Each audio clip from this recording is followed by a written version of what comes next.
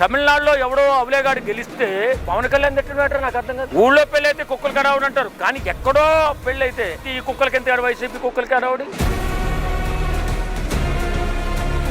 ఎదవల్లారా మీరు రాజకీయం చేసుకోండి, ఆ ఎదవ సంగనాగితే నాకండి, అంతేగాని ఇదేం కర్మ మాకు. విజయ్ అక్కడేదో ఒంటరిగా గెలిచాడని మీరు కూడా దమ్ము ధైర్యము ఉంటే ఒంటరిగా గెలవాలి, ఒంటరిగా పోటీ చేయాలని. ఒరే ఎదవల్లారా మీకు ఒకటి చెప్తున్నా, మీరు ఒంటరిగా పోటీ చేస్తేనే మగోడైతే, ఒంటరిగా పోటీ చేయకపోతే మగోడు కాదు అంటే రాజశేఖర రెడ్డి 4 పార్టీలతో పోటీ చేసి సీఎం అయ్యాడు, మరి రాజశేఖర రెడ్డి మగోడు కదా.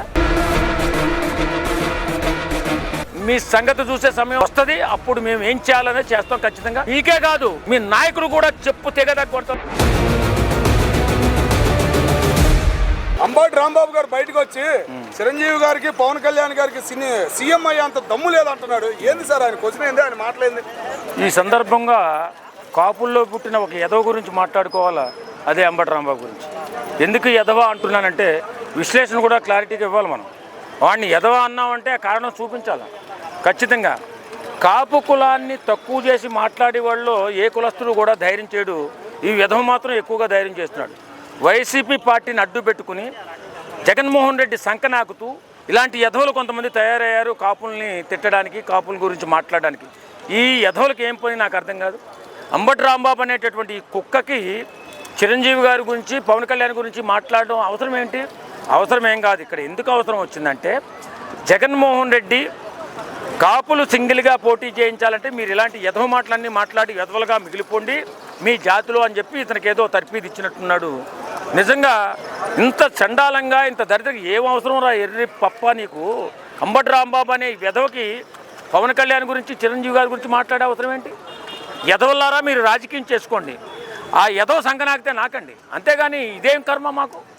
మా కులాన్ని కించబడుతూ మాట్లాడితే ఒక్కొక్క నాకు చెప్పు తెగిపోద్ది. జాతి తక్కువ ఎదవల్లారా, జాతిలో పుట్టారా మీరు? నిజంగా చిరంజీవి గారి గురించి పవన్ కళ్యాణ్ గురించి ఇష్టానుసారంగా మాట్లాడుతున్నాడు ఈ ఎదవ, వెనకాల ఒక ఎదవ ఉండి వాడికి సపోర్ట్ చేస్తున్నాడు. ఇప్పుడు జరిగిన సంఘటన ఏంటి? విజయ్ అక్కడేదో ఒంటరిగా గెలిచాడని మీరు కూడా దమ్ము ధైర్యము ఉంటే ఒంటరిగా గెలవాలి, ఒంటరిగా పోటీ చేయాలని. ఒరే ఎదవల్లారా మీకు ఒకటి చెప్తున్నా, మీరు ఒంటరిగా పోటీ చేస్తేనే మగోడైతే, ఒంటరిగా పోటీ చేయకపోతే మగోడు కాదు అంటే రాజశేఖర రెడ్డి 4 పార్టీలతో పోటీ చేసి సీఎం అయ్యాడు, మరి రాజశేఖర రెడ్డి మగోడు కదా.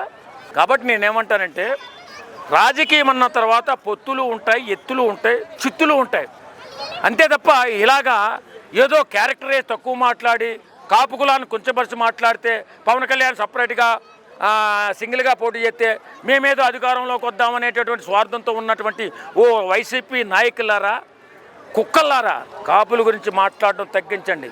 కాపుల గురించి మాట్లాడితే ఒక్కొక్కరికి చెప్పు తెగిపోతుంది నాకు కొట్టారా. మీకు ఏదైనా రాజకీయ అవసరం ఉంటే, మీకేమన్నా రాజకీయాల్లో చేసుకోవాలనుకుంటే మీరు మీ రాజకీయ పార్టీ అధినేతను పొగుడుకోండి, మీ పార్టీని పొగుడుకోండి. కాపుల్ని ఎందుకు, కులాన్ని ఎందుకు తీసుకొస్తున్నారు? నీ అబ్బ జాగిర్రా కొట్టారా. ఒక్కొక్కడికి ఒళ్ళు పగిలిపోద్ది కాపుల గురించి మాట్లాడితే. ఎవడో అక్కడెక్కడో తమిళనాడులో ఎవడో అవలేగాడు గెలిస్తే ఇక్కడ పవన్ కళ్యాణ్ తిట్టినట్టు నాకు అర్థం కాదు. ఊళ్ళో పెళ్ళి అయితే కుక్కలకి అడవుడు అంటారు, కానీ ఎక్కడో పెళ్ళి అయితే, ఏదో ఊళ్ళో పెళ్ళి అయితే ఈ కుక్కలకి ఎంత వైసీపీ కుక్కలకి అడవుడి. నిజంగా చెప్తున్నా, చాలా బాధేస్తుంది. అంబటి రాంబాబు అనేటటువంటి వ్యధను ముందు పెట్టుకుని ఇష్టానుసారంగా కాపులను తక్కువ చేసి మాట్లాడాలని చూస్తున్నారు ప్రతి యధవ కూడా. మీ సంగతి చూసే సమయం వస్తుంది, అప్పుడు మేము ఏం చేయాలనే చేస్తాం ఖచ్చితంగా. కాబట్టి ఈ లోపల మీరు మాట్లాడితే మేము మాట్లాడతాం, మీరు మాట్లాడితే మేము నిలబడతాం.